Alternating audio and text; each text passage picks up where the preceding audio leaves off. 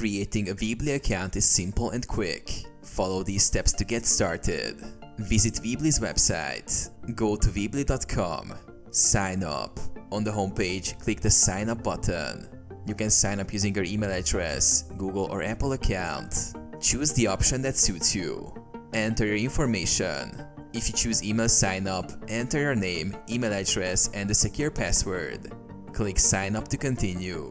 If using Google or Apple, click on the respective sign up button and follow the prompts. Select a plan.